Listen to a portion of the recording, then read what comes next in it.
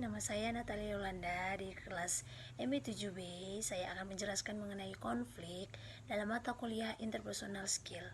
Menurut Daniel Webster, mendefinisikan konflik sebagai persaingan atau pertentangan antara pihak-pihak yang tidak cocok satu dengan yang lainnya dan keadaan atau perilaku yang bertentangan.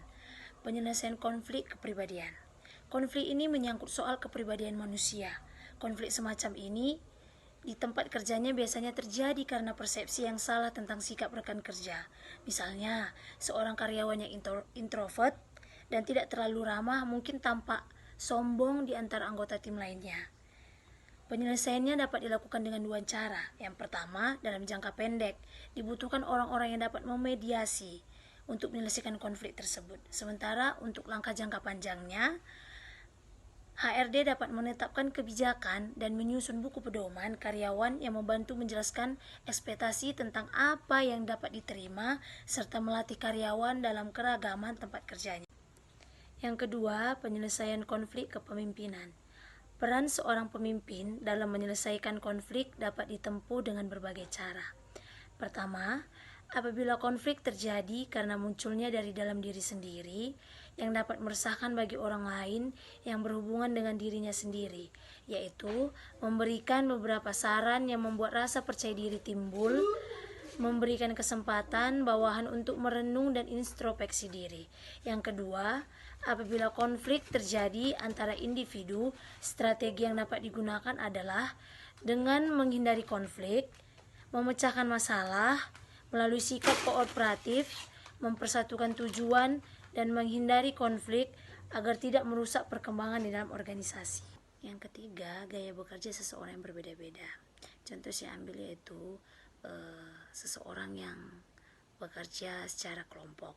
Kita tahu ada berbagai macam individu yang bekerja dalam kelompok. Ada individu yang dia lebih senang bekerja sendiri walaupun sudah diarahkan untuk bekerja secara tim, dan ada juga seseorang yang memang dia senang bekerja secara tim.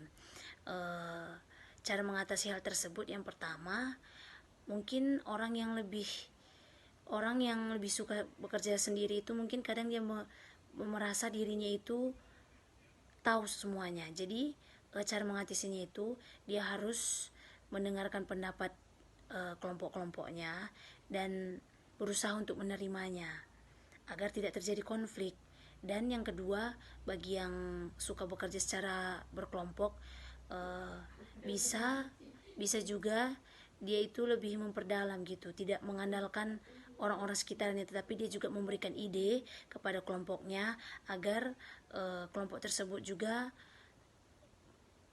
bisa saling mengeluarkan ide mereka masing-masing dan terciptalah suatu karya yang luar biasa, dan dalam kelompok tersebut tidak ada konflik yang terjadi. Gaya bekerja saya, apabila saya bekerja dalam suatu kelompok, saya itu lebih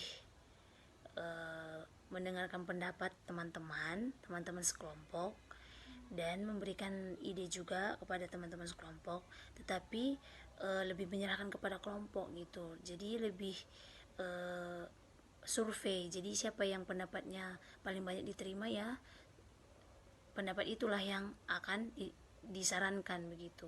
Jadi apabila saya memiliki teman kelompok yang individualis, nggak ada juga artinya kalau saya memberikan pendapat saya karena tidak didengarkan. Jadi saya lebih menyerahkan sepenuhnya kepada kelompok. Kalau memang pendapat saya diterima, ya silahkan, kalau tidak pun ya tidak apa-apa. Jadi lebih terbuka gitu, lebih menyerahkan kepada kelompok begitu kira-kira. Begitulah kira-kira gaya bekerja saya apabila saya bekerja secara kelompok. Terima kasih.